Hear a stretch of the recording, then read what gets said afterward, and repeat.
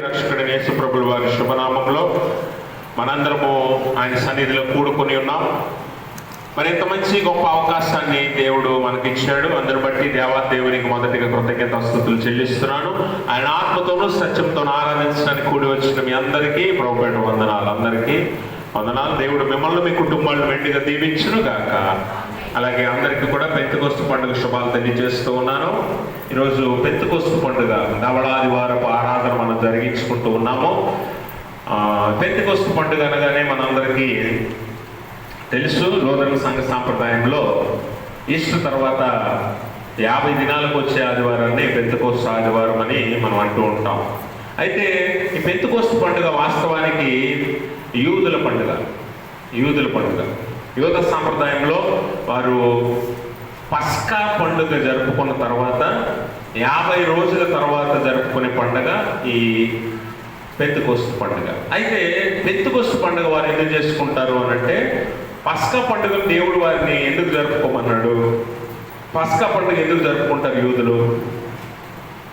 ఐగుప్తు దాస్యంలో నుండి వారిని బయటికి రప్పించినందుకు జ్ఞాపకంగా పస్కా పండుగ. పస్కా అంటే పాస్ ఓవర్ అంటే దాటిపోవుట. ఎక్కడి నుంచి? దాస్యంలో నుంచి స్వతంత్రంలోనికి దాటిపోయారు కాబట్టి దాన్ని జ్ఞాపకం చేసుకోవటానికి దేవుడు వారికి నిత్యమైన ఆజ్ఞగా పస్కా పండుగను జరుపుకోమని ఆజ్ఞ ఇచ్చాడు.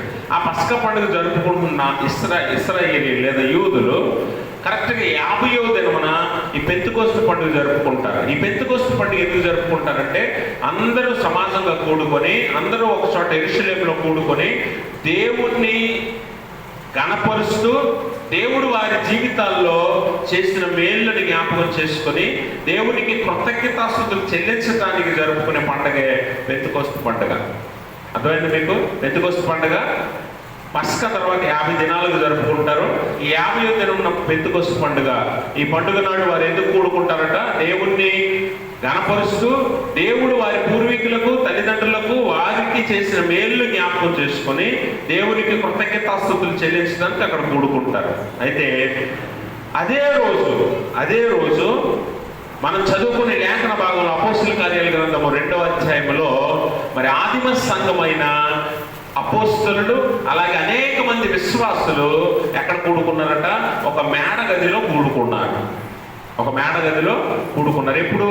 అదే పెంతెకొస్తు పండుగ, యూదులు జరుపుకునే పెంతెకొస్తు పండుగ నాడే వీరందరూ కూడా ఒక మేడ గదిలో కూడుకొని ఉన్నారు. అయితే వీరు ఎందుకు కూడుకున్నారు అని అంటే, దేవుడు అప్పటికే సిలువ వేయబడ్డాడు. సిలువ వేయబడి 3వ దినమున పునరుద్ధానమై లేచాడు. లేచి తర్వాత 40 దినాల వరకు వారికి కనపడుతూ, వారికి రుజువులు, ప్రమాణాలు చూపిస్తూ ఉన్నాడు. ఆ 40 దినాన్నే ఆయన ఆరోహణమయ్యాడు కదా. గత ఆదివారం మనం ఏ ఆదివారం జరుపుకున్నాం? ఆరోహణ ఆదివారం కదా. ఆయన పరలోకానికి వెళ్ళిపోయిన తర్వాత వచ్చే ఆదివారమే ఈ ఆదివారం, పెంతెకొస్తు ఆదివారం. ఈ ఆదివారంలో వారు ఎందుకు కూర్చున్నారంటే, యేసు ప్రభు వారు ఆరోహణం అయిపోతూ వారికి కొన్ని మాటలు చెప్పాడు కదా. ఆరోహణం అయిపోతూ కొన్ని మాటలు, మీరు సర్వ సృష్టికి వెళ్ళి సువార్తను ప్రకటించండి, చివరి ఆజ్ఞగా కొన్ని మాటలు తెలియజేశాడు. అలాగే ఆయన వెళుతూ అన్నాడు, నేను మీ కొరకు మీ యొద్ద ఉండుటకు ఆదరణకర్తను పంపిస్తాను. అంటే ఒక విషయాన్ని గమనించాలి. దేవుడు మొదటి నుంచి, మానవుని సృష్టించినప్పటి నుంచి, లేదా నిన్ను నన్ను సృష్టించినప్పటి నుంచి, తల్లి గర్భములో నుంచి ఏ రోజు కూడా దేవుడు మనల్ని విడవట్లేదు అన్న విషయాన్ని మనం అర్థం చేసుకోవాలి. ఎందుకంటే మొదటిగా మానవుని సృష్టించినప్పుడేమో తండ్రిగా ఉన్నాడు. తర్వాత మానవుడు పాపం చేసి పడిపోయిన తర్వాత మానవుని రక్షించడానికి కుమారునిగా వచ్చాడు. ఆ తర్వాత ఆయన వెళుతూ పరిశుద్ధాత్మను మనకు పంపిస్తా అన్నాడు. ఇది త్రిత్వ దేవుడి యొక్క గుణం. త్రిత్వ దేవుడు 3 స్వరూపాలుగా కనిపిస్తున్నప్పటికీ ఒకటై ఉన్నాడనే విషయాన్ని మనం గమనించాలి. చాలా మంది క్రైస్తవులకే సందేహం, తండ్రి ఎవరు, కుమారుడు ఎవరు, పరిశుద్ధాత్ముడు ఎవరు? చాలా మంది అడుగుతూ ఉన్నప్పుడు సమాధానం చెప్పలేని స్థితిలో చాలా మంది ఉన్నారు. అందుకని మన దేవుడిని త్రియేక దేవుడు అంటాం. త్రియేక దేవుడు అంటే త్రిత్వముగా కనిపిస్తూ ఒక్కడే ఉన్న దేవుడు. ముగ్గురు కాదు, ముగ్గురుగా కనిపిస్తున్న ఒక్క దేవుడు.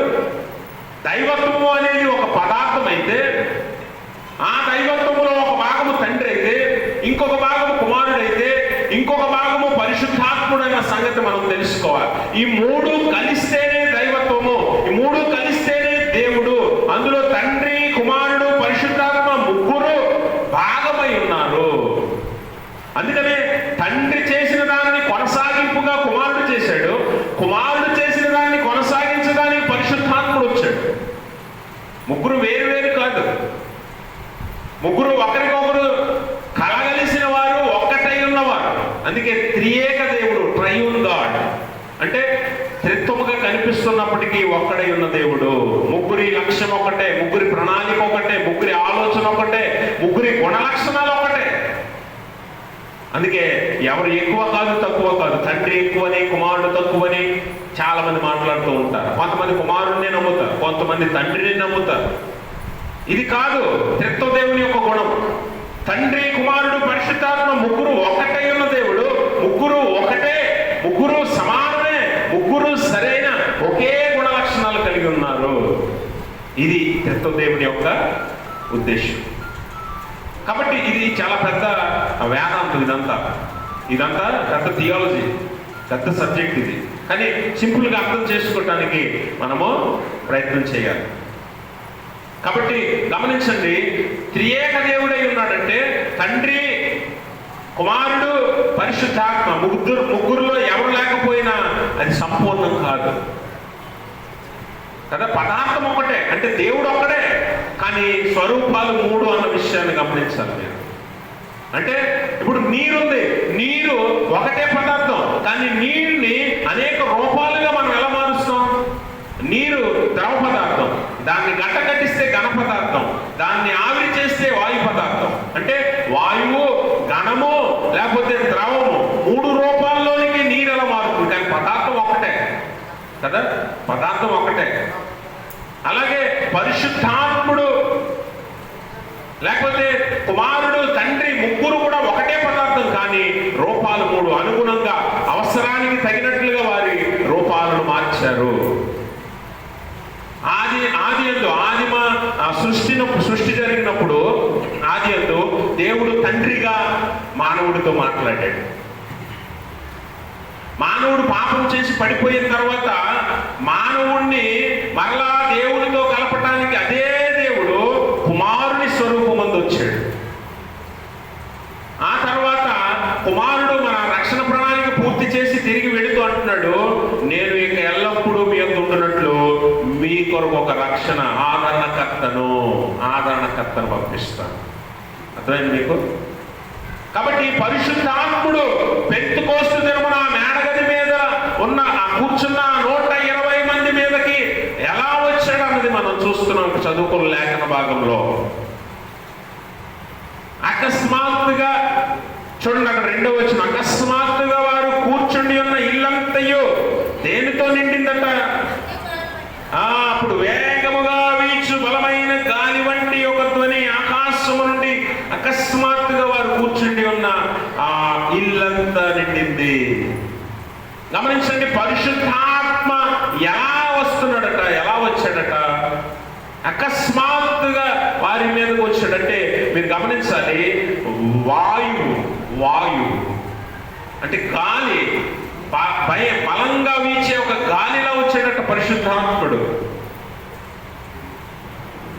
మీరు ఆది కాండములో ఆదామును చేసినప్పుడు దేవుడు ఏం చేశాడట? నేల మట్టితో నరుణ్ణి చేసి వాని నాసికా రంధ్రాల్లోనికి ఏం ఊదాడు? దేవుడు ఊదిన ఆత్మ. దేవుడు ఊదిన ఆత్మ పరిశుద్ధాత్మ. అందుకనే బలమైన వీచే గాలిలాగా వచ్చాడట పరిశుద్ధాత్ముడు. గాలి, బలమైన గాలికి, గాలి పరిశుద్ధాత్మకు, ఆత్మకు సాదృశ్యం. ఆత్మకు రూపం ఉంటదా? అందుకని యేసు ప్రభువు వారు సమరయ స్త్రీతో అంటాడు, దేవుడు ఆత్మ కనుక. యేసు ప్రభువు వారు ఏమో శరీర రూపిగా ఉండి దేవుడి గురించి ఆయన ఏం చెప్తున్నాడు? దేవుడు ఆత్మ కనుక. ఆయనే దేవుడు, ఆయన నరావతారిగా ఉన్నాడు, కానీ ఆయన దేవుడి గురించి ఏమని చెప్తున్నాడు? దేవుడు ఎలా ఉంటాడని చెప్తున్నాడు? ఆత్మ కనుక. అంటే చూడండి, తండ్రి, కుమారుడు, పరిశుద్ధాత్ముడు ముగ్గురు ఏకమై ఉన్నారు, ఒకటై ఉన్నారు, ఒకే గుణ లక్షణాలు కలిగి ఉన్నారని చెప్పటానికి మరి అనేక సాదృశ్యాలు లేఖనాల్లో మనం చూస్తాం. దేవుడు ఆత్మ కనుక ఆయన ఆరాధించేవారు ఆత్మతో సత్యంతో ఆరాధించాలి. అంటే ఆత్మ అంటే గాలి, ఆత్మ అంటే వాయువు. కాబట్టి నాసికారంధ్రాల్లో వాయువు ఊదితే మనిషి జీవాత్మాయుడు కదా, జీవించే ఆత్మ. కాబట్టి పరిశుద్ధాత్మ దేవుడు ఊదిన ఆత్మ, దేవుడు పంపిన పరిశుద్ధాత్మ. కాబట్టి ఆ పరిశుద్ధాత్మ బలమైన గాలిలో వచ్చిందట. రెండవది, విభాగింపబడిన అగ్ని జ్వాలల వంటి నాలుకలు కలిగి ఉందంట.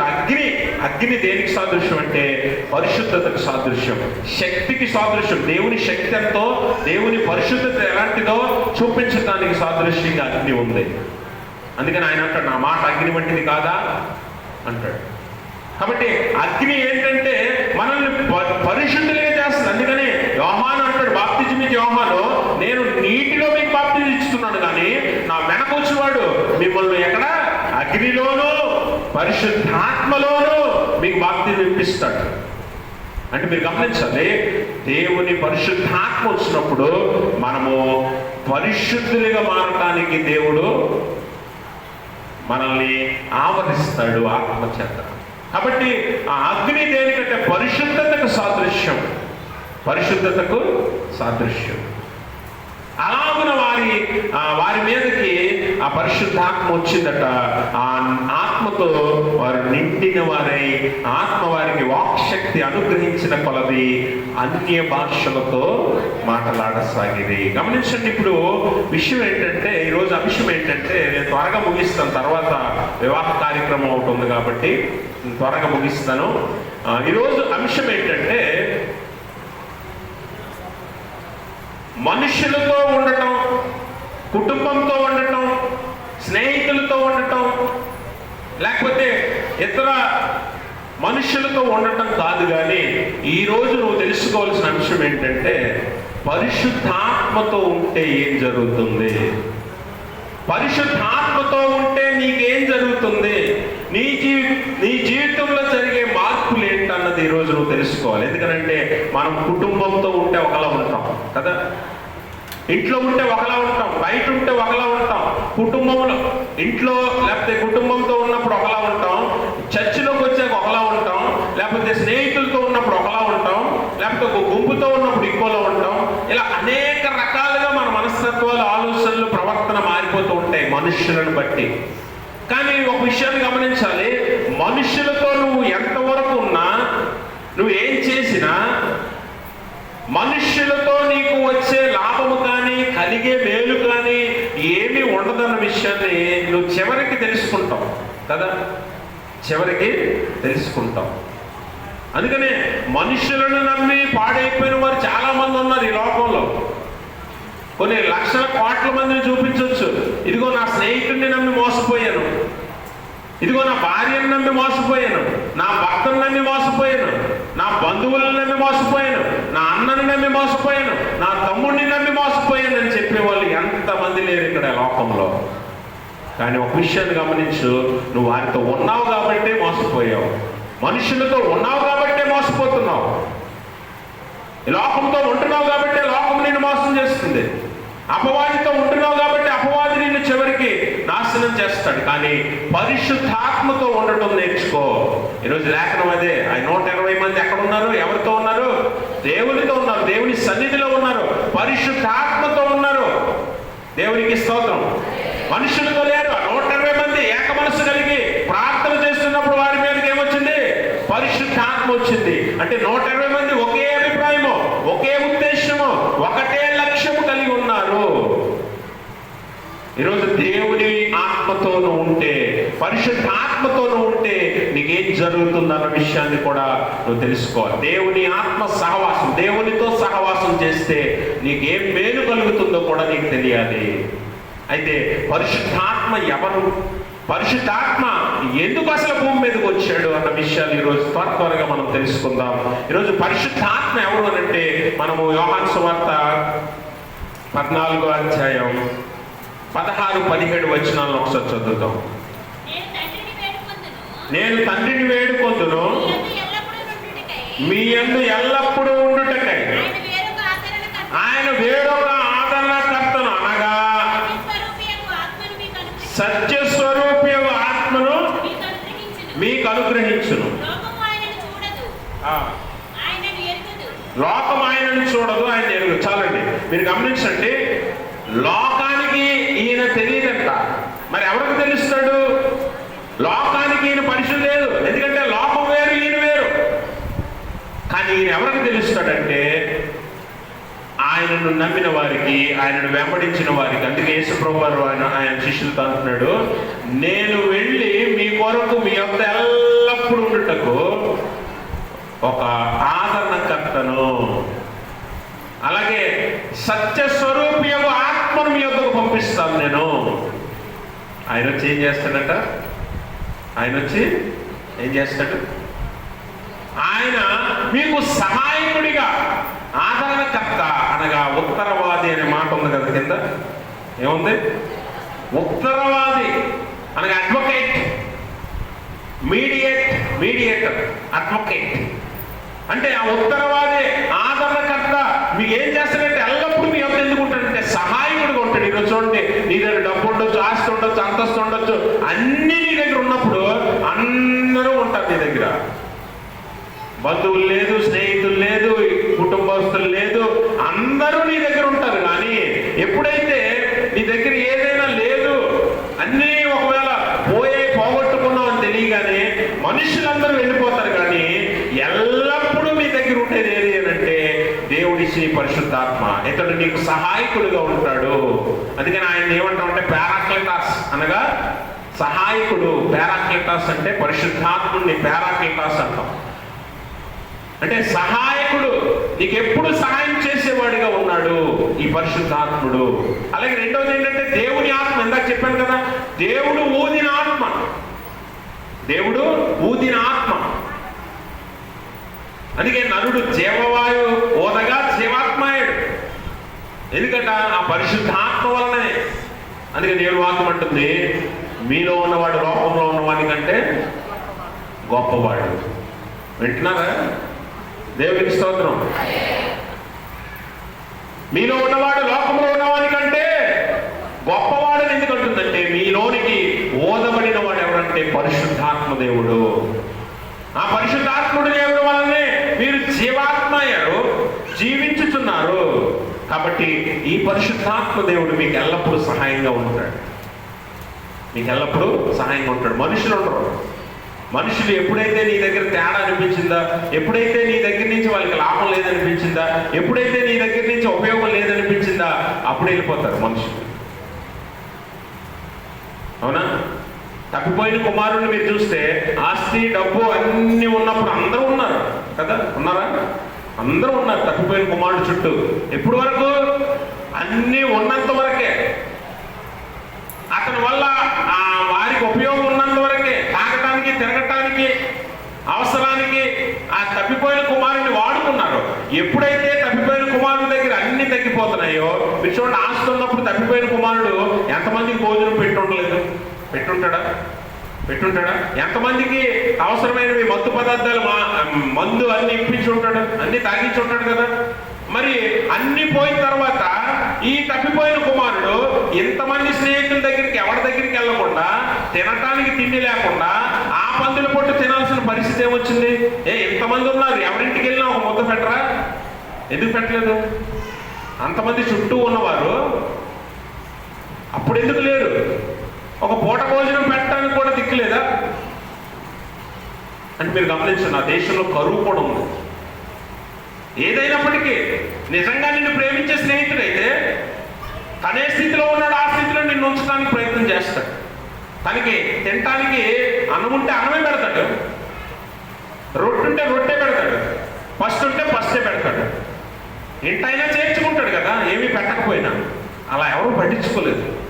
పందుల పొట్టు తినేంత దుస్థితికి దిగజారిపోయాడంటే మన పరిస్థితి కూడా అంతే. మనుషులు ఎప్పుడు కూడా మన వల్ల ఉపయోగం ఉందన్న వరకే మనతో ఉంటారు, లేదనగానే ఎప్పుడో జారిపోతారు. నీకు తెలియదు, అంతే, వెళ్ళిపోయినట్టు ఉంటుంది. వెళ్ళిపోయినట్టు కూడా తెలియదు నీకు. అంత తెలివిగా జారిపోతారు మనుషులు. కానీ నిన్ను ఎల్లప్పుడూ పట్టుంచుకొని నీతో ఉండేది మాత్రం పరిశుద్ధాత్ముడే, సహాయకుడు. దేవుని ఆత్మ నీతో ఉంటుంది. సత్యస్వరూపి ఆత్మట. దేవుడు సత్యము. మీరు గమనించండి, ఇక్కడ పరిశుద్ధాత్మ ఎలాంటి ఆత్మట?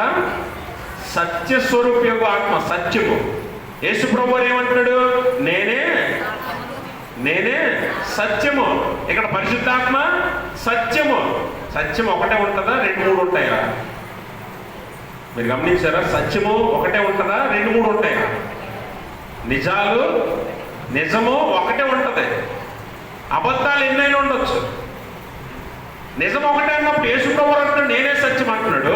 పరిశుద్ధాత్మ ఏమో సత్య స్వరూపం పరిశుద్ధాత్మ. 2 ఒకటవకపోతే నిజం కూడా ఒకటవదు. అవునా కాదా? 2 ఒకటవకపోతే నిజం కూడా ఒకటవదు. అంటే మీరు గమనించాలి, తండ్రి కుమారుడు పరిశుద్ధాత్మ ఒక్కటై ఉన్నాడని మనం అర్థం చేసుకోవాలి. త్రిత్వ దేవుడు అంటే అదే. కాబట్టి ఆయన ఈయన ముగ్గురు కూడా ఒక్కటే. ఎవరున్నా మనం దేవునితో ఉన్నట్టే. కాబట్టి సత్యములోనికి మనల్ని నడిపిస్తాడు. కాబట్టి పరిశుద్ధాత్మ ఎలాంటి వాడట? సహాయకుడు, దేవుని ఆత్మ, అలాగే సత్య స్వరూపయోగు ఆత్మ. సత్యమేంటో మనకు తెలియజేస్తాడు, సత్యములో మనల్ని జీవింపజేస్తాడు, సత్యములోనికి మనల్ని నడిపిస్తాడు. సత్యం మిమ్మల్ని స్వతంత్రులుగా చేస్తుంది. Truth will set you free. మిమ్మల్ని స్వతంత్రులుగా చేసేది సత్యమే. అందుకే నిజాన్ని నమ్ముకోండి, అబద్ధాన్ని కాదు. అబద్ధాన్ని మీరు ఎంత తిప్పినా అబద్ధం వల్ల ప్రమాదం ఏంటో తెలుసా? ఒకసారి అబద్ధం ఆడారు అనుకోండి, అబద్ధాన్ని గుర్తుపెట్టుకోవాలి. ఎందుకు అబద్ధాన్ని ఎందుకు గుర్తుపెట్టుకోవాలి? దేవుడికి స్తోత్రం. ఎక్కడ రండి, పెళ్లి జరుగుతుంది. దేవుడికి స్తోత్రం. అబద్ధాన్ని ఒకసారి చెప్పాక చచ్చినట్టు చచ్చేదాకా అబద్ధాన్ని గుర్తుపెట్టుకోవాలి. ఎందుకో తెలుసా? ఈ అబద్ధం ఎక్కడ చెప్పాం, ఎవరికి చెప్పాం, ఎప్పుడు చెప్పాం గుర్తులేదు అనుకోండి, రేపు దొరికేస్తాం. అందుకని భయం వేసి ఏం చేస్తామంటే అబద్ధాన్ని గుర్తుపెట్టుకోవాలి. అబద్ధం చెప్పినందుకు ఆ అబద్ధం కోసం ఇంకో అబద్ధం ఆడాలి, దాని తర్వాత దానికోసం ఇంకో అబద్ధం ఆడాలి. ఇలా అబద్ధాలు ఆడుతూ నువ్వు అబద్ధాలను జ్ఞాపకం చేసుకుని చివరికి అబద్ధాలతో దొరికిపోతావు. అందుకే అబద్ధం ఆడటం కరెక్ట్ కాదు. అదే నిజం చెప్పేసావు అనుకో, నిజం ఒకటే ఉంటుంది కదా. కాబట్టి నువ్వు గుర్తుపెట్టుకోవాల్సిన పని లేదు. నిజం ఒకటే ఎప్పుడు కూడా, ఎప్పుడైనా అది నీకు గుర్తొస్తుంది. అబద్ధం అనుకోండి గుర్తుపెట్టుకోవాలి. ఏం చెప్పాను అడిగి, వీడికి ఏం చెప్పాను. ఇప్పుడు పక్కల గురించి మనం సాగిని చెప్తుంటాం కదా, వాళ్ళ గురించి వీళ్ళ గురించి. పాస్టర్ గారి దగ్గర ఏం చెప్పాను, పాస్టర్ అమ్మ గారి దగ్గర ఏం చెప్పాను, పెద్దల దగ్గర ఏమన్నాను, ఇవన్నీ గుర్తుపెట్టుకోవాలి నువ్వు. లేకపోతే నా దగ్గర అన్నది రేపు పాస్టర్ అమ్మ గారి దగ్గర మొన్న మీరు అలా చెప్పలేదండి అన్నది అనుకోండి, పాస్టర్ అమ్మ గారు దొరికేసినట్టుగా, లేకపోతే ఇంకొకరి దగ్గర అన్నప్పుడు దొరికేసినట్టుగా. అందుకే గుర్తుపెట్టుకోవాలి నువ్వు అబద్ధాన్ని. ఎందుకంటే అనేకం చెప్తావు కాబట్టి. నిజం ఎప్పుడు ఒకటే, ఎక్కడైనా ఒకటే, ఎవరికైనా ఒకటే. అందుకే సత్యం ఎప్పుడు ఒకటే. దేవుడు సత్యము. ఆ సత్యము నిన్ను స్వతంత్రంగా చేస్తే ఎవరి దగ్గర భయపడాల్సిన పని లేదు, ఎవరి దగ్గర తల ఉంచాల్సిన పని లేదు, ఎవరికి వంగాల్సిన పని లేదు. ఎందుకంటే సత్యం నిన్ను స్వతంత్రంగా చేస్తుంది. దేవునికి మాత్రమే దేవునికి మాత్రమే నువ్వు సొంతమయ్యేలా చేస్తుంది సత్యం. మనుషులకు లేకపోతే లోకానికి, అపవాదికి, అబద్ధానికి నువ్వు బానిసగా ఉండాల్సిన పని లేదు. అందుకే కదా ఇశ్రాయేలీలు ఐగుప్తులో నుంచి, దాస్యములో నుంచి, బానిసత్వంలో నుంచి బయటకు వచ్చారు, స్వతంత్రంలోకి వచ్చారు. అందుకే పస్కా పండుగ చేసుకుంటున్నారు, అందుకే పెంతెకోస్తు పండుగ జరుపుకుంటున్నారు. ఈరోజు మనం కూడా పరిశుద్ధాత్మతో ఉంటే మనం స్వతంత్రము, సంతోషం, ఆనందము, స్వతంత్రం అది ఉంటుంది. పరిశుద్ధాత్మతో నువ్వు ఉంటే. మనుషులతో ఉన్నావు అనుకో, దేనికో దానికి నువ్వు బానిసగానే ఉంటావు. మనుషులతో ఎందుకుంటావు? ఫలానా వ్యక్తితోనే నువ్వు ఎందుకుంటావు? ఆ వ్యక్తికి నువ్వు బానిస, అది గుర్తుపెట్టుకో. ఫలానా వ్యక్తికి నువ్వు బానిస అయిపోయావు. అందుకే ఆ మనిషి లేకపోతే నువ్వు వెళ్ళలేవు, ఆ మనిషి లేకపోతే రాలేవు, ఆ మనిషి లేకపోతే తినలేవు. అవునా? ఇది చాలా రకాల ఎలాంటి స్నేహాలు, ఎలాంటి బానిసత్వాలు చాలా ఉన్నాయి. తెలియదు మనకంటే. మేము మంచి ఫ్రెండ్స్ అండి అనొచ్చు నువ్వు, కానీ నువ్వు వాళ్ళకి బానిస అయిపోయావు. వాళ్ళు నీకు బానిస, నువ్వు వాళ్ళకి బానిస, నీకు నిర్ణయించుకోండి. కానీ అది వాస్తవం ఏంటంటే నువ్వు బానిస అయిపోయావు, నీకు స్వతంత్రం లేదు. వాళ్ళు ఉంటే కానీ నువ్వు వెళ్ళలేవు, వాళ్ళు చెప్తే కానీ నువ్వు చేయలేవు, వాళ్ళు వస్తే కానీ నువ్వు రాలేవు. అది బానిసత్వం. స్వతంత్రం అంటే దేవుడు చూడండి, బైబిల్లో దావీదు, మోషే ఒంటరిగా వెళ్ళిపోయారు. మా అన్ని రావాలండి, మా అక్క రావాలండి, మా తమ్ముడు రావాలండి అని ఎక్కడ చెప్పాల. వాళ్ళు ఆగలేదు, ఒంటరిగా వెళ్ళిపోయారు దేవుని కోసం. ఎందుకంటే they are being with God. దేవునితో ఉన్నారు, వాళ్ళకి దేవుని సహవాసం ఉంది, మనుషులకు కాదు. అందుకే వాళ్ళు వచ్చేవారు కాదు, వీళ్ళు వచ్చేవారు కాదు అనేం లేదు. దేవుడి సన్నిధికి రావడానికి కూడా నీకు 2-3 మనుషులు ఉండాలి పక్కన, అవునా? లేకపోతే నల్లేమో అక్కడి నుంచి ఇక్కడికి. అంటే బానిసత్వం అయిపోయావు, బానిసగా ఉండిపోతున్నావు నువ్వు. కాబట్టి గమనించండి, దేవుడు నిన్ను స్వతంత్రుడిగా చేస్తాడు. పరిశుద్ధాత్మ దేవుడితో ఉంటే ఇక అది మేలు. దేవుడు పరిశుద్ధాత్ముడు నీతో ఉంటే ఏం చేస్తాడట? దిశానిర్దేశం చేస్తాడు. నువ్వు ఎక్కడికి వెళ్ళాలి, ఏం చేయాలో కూడా తెలియజేస్తాడు. అపోస్తలుల కార్యాలు గ్రంథం 8వ అధ్యాయము 29వ వచనంలో ఫిలిప్పుతో ఆ పరిశుద్ధాత్మ దేవుడు ఏం చెప్తున్నాడు చూడండి. అప్పుడు ఆత్మ ఫిలిప్పుతో నీవు రథముల దగ్గరకు పోయి, చాలు ఇక్కడ చూడండి. ఇప్పుడు నువ్వు ఎక్కడికి వెళ్ళాలో ఏం చెయ్యాలో మనుషులు చెప్తారు మనకి, కానీ ఇక్కడ ఆత్మ చెబుతుంది. ఎవరికి? ఫిలిప్పు. ఆత్మ సరైన మార్గం నిర్ణయిస్తుంది, నిన్ను సరైన మార్గంలోనికి నడిపిస్తుంది ఆత్మ. మనుషులు చెప్పారనుకోండి, నువ్వు ఎవరినైనా ఒకళ్ళని అడిగావు అనుకోండి ఒక సలహా, ఏమని, అరే బాబు ఇలా ఉంది పరిస్థితి, ఇప్పుడు ఏం చేయమంటావు అంటే, అవతల వ్యక్తి నిన్ను ఇష్టపడేవాడు అనుకోండి, సలహా ఒకలా ఉంటుంది. నువ్వంటే చిరాకు అనుకోండి, నువ్వంటే కోపం అనుకోండి, సలహా ఇంకోలా ఉంటుంది కదా. మనుషుల సలహాలు అలాగే ఉంటాయి. ఎందుకంటే నువ్వు పడిపోతే చూడాలనుకునేవారు చాలా మంది ఉంటారు, నువ్వు ఏడిస్తే చూడాలనుకునేవారు చాలా మంది ఉంటారు మనుషుల్లో. నువ్వు నష్టపోతే చూడాలని, కష్టపడితే చూడాలని చాలా మంది అనుకుంటూ ఉంటారు కదా. అందుకే మనుషుల సలహాల కంటే, మనుషుల నడిపింపు కంటే ఆత్మ నడిపింపు గొప్పది, పరిశుద్ధాత్మ నడిపింపు. అందుకే ఫిలిప్పుని ఎవరు నడిపిస్తున్నారట? మనుషులేం కాదు. ఫిలిప్పు తన సొంత నిర్ణయం కూడా తీసుకోవట్లే, ఫిలిప్పుని ఆత్మ నడిపిస్తుంది. ఆత్మ చెప్తుంది ఫిలిప్పుకి, నువ్వు పరిగెత్తుకుని పోయి ఆ రథం కలుసుకో, అక్కడ ఒక వ్యక్తిని నేను నీకు పరిచయం చేస్తాను, అతన్ని నువ్వు దేవునిలోనికి తీసుకొని రావాలి. ఇది దేవుని ప్రణాళిక. అంటే చక్కని దిశానిర్దేశం, మార్గం చూపిస్తుంది పరిశుద్ధాత్ముడు. ఏ సమయంలో ఎలాగా, ఎక్కడికి వెళ్ళాలి, ఏ నిర్ణయం తీసుకోవాలి, ఇవన్నీ కూడా పరిశుద్ధాత్ముడు నీకు చక్కగా తెలియజేస్తాడు. మనుషులు నమ్ముకుంటే నష్టపోవడమే తప్ప, పడిపోవడమే తప్ప, కొన్నిసార్లు ఇబ్బందులు పడడమే తప్ప ఏ ఉపయోగము మనుషుల వలన ఉండకపోవచ్చు. కొన్నిసార్లు సలహాలు చూడండి. అందుకే మనుషులు మీరు ఎప్పుడూ గమనించారా? అందరూ ఒక 10 మందిని అడగండి ఏదైనా ఒక సలహా, 10 మంది 10 రకాలుగా చెప్పొచ్చు. లేకపోతే ఒకరిద్దరు ఒకటే చెప్పొచ్చు. కానీ చాలా మంది ఏం చెప్తారంటే వాళ్ళకి నచ్చినవి చెప్తారు. బైబిల్ ఎంతమంది రాశారు తెలుసా? ఎంతమంది? గట్టిగా చెప్పండి, పర్లేదు. 40 మంది రాశారు బైబిల్. ఎంతమంది? 40 మంది రాశారు. ఎన్ని పుస్తకాలు? 66 పుస్తకాలు. ఈ 66 పుస్తకాలను 40 మంది రాశారు. 40 మంది ఎలా లైన్గా కూర్చొని రాయలా. మోషే పుట్టుడు, మోసే తర్వాత ఎంతో మంది తరాలు గడిచిపోయి, తర్వాత పెద్ద ప్రవక్తలు యెహెజ్కేలు, యెషయా 8వ శతాబ్దం. ఆ తర్వాత యేసు ప్రభువారి కాలంలో సువార్తికులు, ఆ తర్వాత పత్రికలు. వీళ్ళెవరో ఎవరికి సంబంధం లేదు. కానీ మీరు ఒక విషయాన్ని గమనిస్తే అందరూ కూడా ఒక విషయాన్ని చెప్తారు. దేవునికి స్తోత్రం. ఆ 66 పుస్తకాల్లో యేసు ప్రభువారే కనిపిస్తాడు నీకు, ఎక్కడ ఏ పుస్తకం చదివినా. ఎలా కనిపిస్తాడు మరి అంటే ఉద్దేశం, ఆలోచన ఎవరిదట?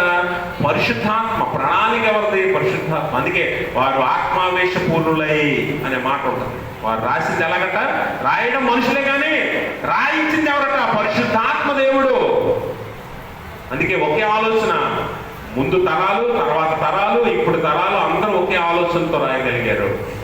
వారి ముఖాలు చూసుకోలే, వారికి సంబంధం లేదు, కానీ అందరూ ఒకే ఆలోచనతో రాశారంటే పరిశుద్ధాత్మ వారిని జత చేసింది. ఇప్పుడు ఫిలిప్పును కూడా పరిశుద్ధాత్మ నడిపిస్తుంది. అందుకని మీరు గమనించాలి, పరిశుద్ధాత్ముడు మీతో ఉంటే అట చక్కని దిశానిర్దేశం చేస్తాడు, అలాగే మిమ్మల్ని బలపరుస్తాడు, శక్తితో నింపుతాడట. అందుకే 1వ అధ్యాయం 8వ వచనం అపోస్తలుల కార్యాల గ్రంథంలో అంటాడు, పరిశుద్ధాత్మ మీ మీదకి వచ్చినప్పుడు మీరు శక్తిని పొందుతారు. మీరేం పొందుతారు? బలాన్ని పొందుతారు. ఆ బలం ఎలాంటిదంటే మీ చేత ప్రవచనాలు చెప్పిస్తుంది, మీ చేత స్వస్థతలు చేయిస్తుంది, మీ చేత అద్భుతాలు చేయించగలదు. సామాన్యులే కదా అపోస్తలుడు, కానీ అద్భుతాలు చేశారు, స్వస్థతలు చేశారు. ఎందుకు చేశారట? పరిశుద్ధాత్మ శక్తి వల్లనే. నీ వల్ల కూడా అవుతుంది.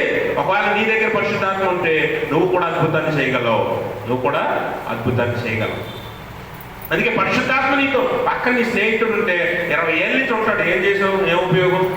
10 ఏళ్ళ నుంచి ఉంటాడు ఈ పక్కన స్నేహితుడు, ఏమైనా ఉపయోగం ఉందా?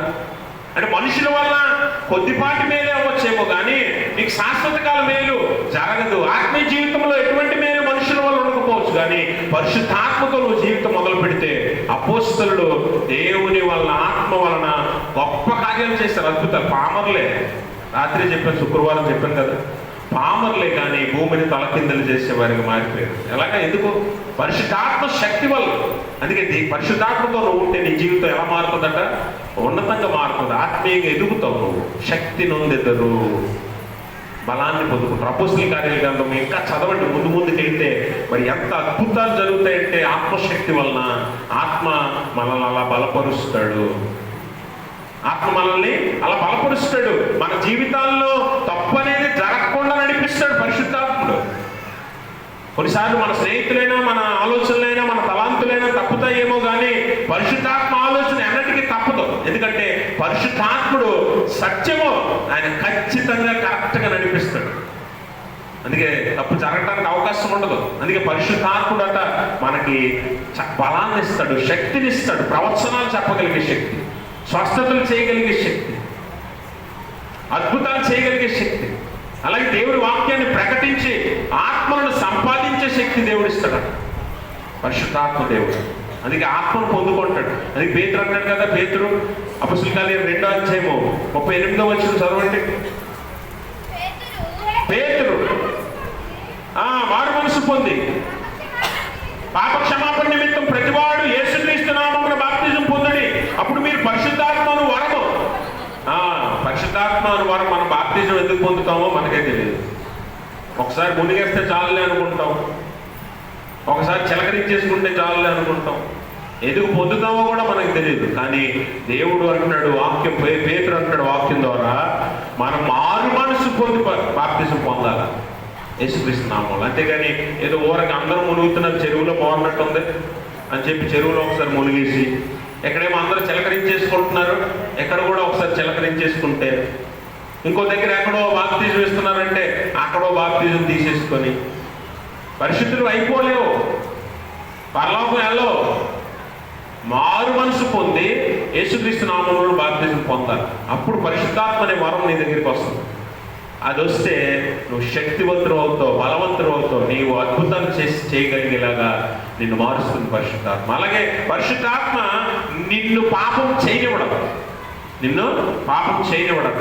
పరిశుద్ధాత్మ నీ దగ్గర ఉంటే పాపము నువ్వు చెయ్యవు. ఎందుకంటే పాపాన్ని గుర్తిస్తుంది పరిశుద్ధాత్మ, వెంటనే చూపిస్తుంది, నిన్ను గద్దిస్తుంది, పాపం చేయకుండా నిన్ను గద్దిస్తుంది. ఒకవేళ పాపం చేస్తే ఏం చేస్తాడంటే పరిశుద్ధాత్మ నీ దగ్గర ఉండడు, పరిశుద్ధాత్మ నీ దగ్గర ఉండడు. అందుకనే దావీదు భక్తుడు దేవునితో ప్రార్థన చేస్తూ ఈ మెసేజ్ అయిపోయిన పాడతాం కదా, నా యొద్ద నుండి నీ పరిశుద్ధాత్మను తీసివేయకు, నీ పరిశుద్ధ ఆలయం నుండి నన్ను తోసివేయకు, నా యొద్ద నుండి పరిశుద్ధాత్మ తీసేయకు. ఎందుకంటే పరిశుద్ధాత్మ ఉన్న చోట పాపం ఉండదు, పాపం ఉన్న చోట పరిశుద్ధాత్మ ఉండడు. ఈరోజు నువ్వు పాపం చేయకుండా ఉండగలగాలి అంటే నీ దగ్గర పరిశుద్ధాత్మ ఉండాలి, లేదా నువ్వు పరిశుద్ధాత్మతో ఉండాలి. ఒకవేళ నీ దగ్గర పరిశుద్ధాత్మ లేదంటే నువ్వు పాపం చేస్తూనే ఉంటావు, పాపం చేయటానికే ఇష్టపడతావు, పాపంని వెంబడిస్తావు. కాబట్టి గమనించండి ప్రభునందు ప్రియమైన స్నేహితులారా, పాపము నువ్వు చేయకుండా ఉండాలంటే నీ దగ్గర మనుషులు కాదు, నీ దగ్గర బైబిల్ కాదు, నీ దగ్గర ఆ ఆలయంలో నువ్వు కూర్చోటం కాదు, పరిశుద్ధాత్మతో నువ్వు ఉంటేనే నీలో పాపం జరగకుండా దేవుడు ఆపుతాడు. దేవుడు ఆపుతాడు నిన్ను. ఎందుకంటే నువ్వు పాపం చేయకుండా ఉండాలంటే నువ్వు దేవునితో ఉండాలి, పరిశుద్ధాత్మతో ఉండాలి. అంతే. బైబిల్ ఎల్లప్పుడూ 24 గంటలు చేతిలో పట్టుకుని తిరిగినా నువ్వు పాపం చేయకుండా ఉండలేవు. ఆలయంలో ఆరాధనలో కూర్చున్నా నువ్వు పాపం చేయకుండా ఉండలేవు. నీ ఆలోచనలు, తలంపులు, నువ్వు ఇక్కడ కూర్చున్నా నీ ఆలోచనలు కూడా పాపమే చేస్తుంటాయి. అందుకే కదా మనం ఆరాధనలు ఒప్పుకుంటాం, తలంపు వల్ల, మాట వల్ల, క్రియ వల్ల చేస్తాం. క్రియ చేయకపోతే మాట వల్ల చేస్తాం, మాట చేయకపోతే ఇక్కడ కూర్చొని తలంపు వల్ల కూడా నువ్వు పాపం చేస్తావు. ఆలయంలో కూర్చొని కూడా పాపం చేయిస్తాడు నీ చేత అవ్వాలి. ఎందుకంటే నీ దగ్గర పరిశుద్ధాత్మ లేదు కాబట్టి. పరిశుద్ధాత్మ శక్తితో నువ్వు నింపబడితే ఎక్కడున్నా సరే నీ తలంపు కానీ, మాట కానీ, క్రియ కానీ ఖచ్చితంగా ఉంటుంది. పాపం చేయనివాడు పరిశుద్ధాత్ముడు. ఆ పరిశుద్ధాత్మని శక్తి అలాంటిది. నీ పాపాన్ని నువ్వే గుర్తించేలా చేస్తాడు. యోహాను 16 చేయకు 8వ వచనం చదువుతాం. ఆయన వచ్చి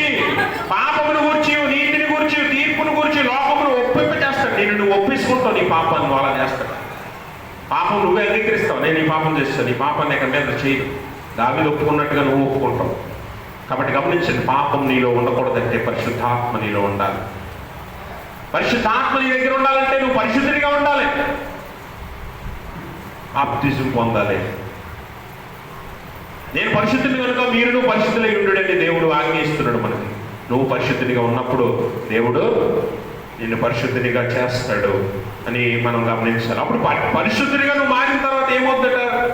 పరిశుద్ధునిగా నువ్వు మారాక పరిశుద్ధ ఆత్మకు సంబంధించిన ఫలాలు నువ్వు ఫలిస్తావు. ఏంట ఫలాలు?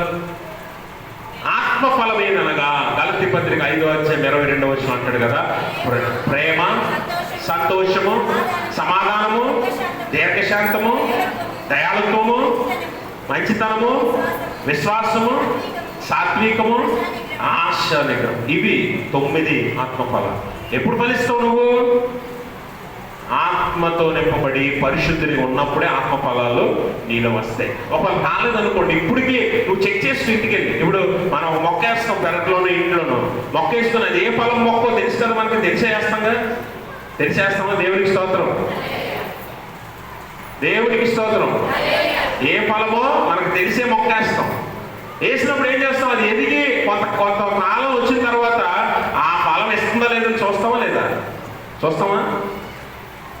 ఇవ్వలేదనుకోండి, కాలం పరిపూర్ణమయ్యాక కూడా ఇవ్వలేదనుకోండి, ఏమవుతుంది? అది గొడ్రాల చెట్టు అవుతుంది, గొడ్డి చెట్టు అవుతుంది. అవునా? తర్వాత ఏం చేస్తామో అది మనం అలాగే చేస్తాం. అయితే ఫలించలేదనుకోండి, అది పనికిరాదని మనం ఎలా నిర్ణయిస్తామో, నువ్వు కూడా పరిశుద్ధినిగా ఉండి పరిశుద్ధ ఆత్మతో నింపబడితే ఈ ఫలాలు ఫలించాలి. ఒకవేళ ఫలించలేదనుకోండి, ఇప్పుడు నేను చెప్పిన ఈ 9 ఆత్మ ఫలాలు నేను లేవనుకోండి, ఏమున్నట్టు అంటే లోకం సంబంధించిన ఫలాలు నీలో ఉంటాయి. అవేంటి? కోపము, అసూయ, ద్వేషము, ఈర్ష్య, పగ, దొంగతనము, వ్యభిచారము, అన్ని రకాల పాపాలు నీలో ఉంటాయి. అవి ఫలాలు. లోకం యొక్క, అపవాది యొక్క ఫలాలు అవి. ఆత్మ ఫలాలు ఇవి లేవంటే అవి ఉన్నట్టేగా, అవి లేవంటే ఇవి ఉన్నట్టు. కాబట్టి నీలో ఏమున్నాయి నువ్వే పరీక్షించుకో. ఇంటికి వెళ్ళి ఆత్మ ఫలం ఏందనగా అంటే ఈ ఫలాలు నీలో ఉండాలి. అంటే నువ్వేమవ్వాలి? మారు మనసు పొంది పరిశుద్ధాత్మ వరాన్ని పొందాలి బాప్తిజం ద్వారా. ఆ పరిశుద్ధాత్మను ఎల్లప్పుడూ నీతో ఉండులాగా నువ్వు ఆ పరిశుద్ధాత్మకు తగినట్లుగా పరిశుద్ధుడిగా నడవాలి. పరిశుద్ధుడు అయ్యాక ఆత్మ ఫలాలు నువ్వు ఫలిస్తావు. అన్ని విషయాల్లో పరిశుద్ధాత్మ నీకు ఎంత మేలు చేస్తుందో చూడండి. నేను బలపరుస్తుంది, నువ్వు ఎలా వెళ్ళాలో మార్గం నిర్దేశిస్తుంది.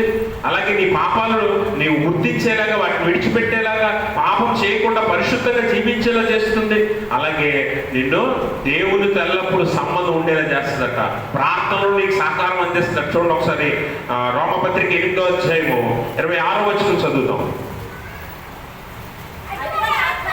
అటువలే ఆత్మయు అమ్మా మన బలహీనత చూచి సహాయం ఏం చేస్తున్నాడట?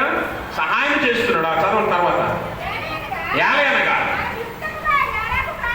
మనకి యుక్తముగా ఎలాగ ప్రార్థన చేయాలో తెలియదు కానీ, ఉచ్చరింప శక్యము కానీ, ఆత్మ తానే మన పక్షంగా ఏం చేస్తున్నాడు? విజ్ఞాపన చేస్తున్నాడు. ఆత్మ తానే మన పక్షంగా విజ్ఞాపన చేస్తున్నాడు. అంటే మధ్యవర్తిగా, ఇందాక చెప్పాను కదా, పారాక్లిటాస్ సహాయకుడిగా, అలాగే మధ్యవర్తి, అడ్వకేట్, ఉత్తరవాదిగా, అడ్వకేట్గా మన మధ్యలో ఉంటున్నాడంట ఆయన. నువ్వు కొన్నిసార్లు ప్రార్థన చేయలేనప్పుడు, నువ్వు ఏం ప్రార్థన చేయాలో నీకు తెలియనప్పుడు నీ పక్షంగా ఆయన ఆ దేవునికి విజ్ఞాపన చేస్తాడంట. ఎంత సహాయకుడు చూడండి. నీ పక్షంగా ఎవడు చేస్తాడండి? నీ పక్షంగా ఎవడు చేస్తాడు? మీ కొరకు ఎవడు చేస్తాడు ప్రార్థన? ఒకసారి ఆలోచించేయండి. మనము ఆత్మీయంగా బలపడలేని పరిస్థితులు ఉన్నప్పుడు కూడా ఆత్మ మనల్ని బలపరుస్తుంది, లేవనెత్తుతుంది. కాబట్టి గమనించండి ప్రభువునందు ప్రియమైన స్నేహితులారా, ఈ ఉదయకాల ఆదివారం పెంతెకోస్తు ఆరాధనలో మీరు కూర్చుని ఉన్నారు. పరిశుద్ధాత్మ మీ మీదకి రావాలని ఆశ కలిగితే, ఆ 120 మంది లాగా ఒకే ఉద్దేశం, ఒకే తలాంతు మీకు కలిగి ఉన్నట్లయితే, మనస్సుతో, ఆత్మతో, సత్యంతో ఆయన్ని ఆరాధించగలిగితే ఖచ్చితంగా పరిశుద్ధాత్మ మీలో పనిచేస్తుంది.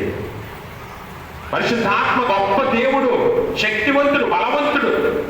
అట్టి దేవుని సహాయం మీకు కావాలా? మనుషుల సహాయం కావాలా? మనుషుల సహాయం అయితే మీరు వెళ్ళలేరు పూర్తిగా. అందుకే మీరు గమనించండి, ఇక్కడ మేడగది అనుభవంలో మనం చూసినట్లయితే ఈ మేడగది అనుభవంలో మనం చూసినట్లయితే వారు ఆత్మచేత నింపినప్పుడు అందరి మీదకి ఆత్మ వచ్చి అందరూ కూడా చూడండి అనుగ్రహించిన కొలది, వాక్శక్తి అనుగ్రహించిన కొలది అన్య భాషలతో మాట్లాడసాగిరి. అన్య భాషలు అంటే అక్కడ ఎన్ని ఉంటాయి చదువుకోండి, 9వ వచనం, 10వ వచనం, 11వ వచనం, అక్కడ 16 భాషలు ఇంచుమించు కనిపిస్తాయి. 16 మంది జనాంగం, 16 భాషల జనాంగం అక్కడ ఉన్నారు. ఆయన వారందరూ ఆ భాషల్లో మాట్లాడుతున్నారు. 11వ వచనంలో చూడండి, క్రేతీయులు, అరబీలు మొదలైన మనమందరమును వీరు మన భాషలతో దేవుని గొప్ప కార్యములను వివరించుట వినుచున్నామని చెప్పుకొని. గమనించారా? అన్య భాషలు అంటే మనకు తెలియని భాషలు, అంటే వారికి తెలియని భాషలు. అపోస్తలులు పామర్లేగా, వారికి తెలియని భాషల్లో వారు వివరిస్తున్నారు దేవుని కార్యాలు. అవి ఎవరు చెప్పుకుంటున్నారు? వారు కాదు, అక్కడ ఆ భాష తాలూకు మనుషులే మాట్లాడుకుంటున్నారు. అరబీలు, క్రేతీయులు అరబ్బీ భాష మాట్లాడుతున్నారు, క్రేతీయుల భాష మాట్లాడుతున్నారు. వీరికి తెలియదు, కానీ వారు చెప్పుకుంటున్నారు. ఇదేంటి, మన భాషలో మీరు దేవుని కార్యాలు వివరిస్తున్నారు. అది అన్ని భాషలు మాట్లాడడం. ఈరోజు మన వాళ్ళు మాట్లాడతారు, ఆడు మాట్లాడినోడికి అర్థమవుతుంది, విన్నోడికి అర్థమవుతుంది, ఎవరికి అర్థమవుతుంది. ఆ భాష అర్థం ఎవడో చెప్పలేడు. అలాంటి భాషలు మాట్లాడే దైవజనులు చాలా మంది ఉన్నారు. అర్థమైంది మీకు? అన్ని భాషలు అంటే దేవుడు ఆత్మశక్తి చేత నింపబడినప్పుడట అవతల ఏ భాష మనుషుడు ఉన్నాడో ఆ భాష మాట్లాడతారట. అక్కడ ఎంతమంది ఉన్నారట? అక్కడ రాశాడుగా, అరబీలు, క్రేతీయులు చెప్పుకుంటున్నారు, నేను మా భాషలో చెప్తున్నాడు ఏంటి దేవుని కార్యాలు. కాబట్టి ఆత్మశక్తి అలా ఉండదు. అంటే ఆత్మశక్తి మీరు పొందినప్పుడట దేవుడు మిమ్మల్ని సాధనాలుగా వాడుకుంటాడు. దేవుడు మిమ్మల్ని ఇష్టలుగా మార్చుకుంటాడు, పరిశుద్ధులుగా మార్చుకుంటాడు. ఈ గుంపే పరలోకములకు ఎత్తబడే గుంపు. అంతే. ఈ 120 మంది ఎవరి మీద అయితే ఆత్మ కుమ్మరించబడిందో, ఎవరైతే దేవుని నామానికి మహిమకరంగా ఉన్నారో వారే పరలోకానికి తీసుకుని వెళ్ళే గుంపు. అలాగే ఈరోజు సంఘంలో కూడా అలాంటి వారిని దేవుడు ఎన్నుకుంటాడు, అలాంటి వారిని దేవుడు ఎత్తుకుంటాడు, పరలోకానికి కొనిపోతాడు. అందరూ కాదు, అందరూ ఏమిటి, ఇప్పుడు మొన్న క్రికెట్ మ్యాచ్ ఏదో అయింది కదా, ఫైనల్ గెలిస్తే పొలోమని వెళ్ళిపోయారు. అందరికి ఆహ్వానం ఉంది అక్కడ, వెళ్ళిపోవచ్చులే అందరం అనుకుని వెళ్ళిపోతే అలాగే అవుతుంది. అందుకే అందరికి పరలోకం కూడా గుంపులో గుంపులో కలిసిపోయి వెళ్ళిపోదాం అనుకుంటే కుదరదు.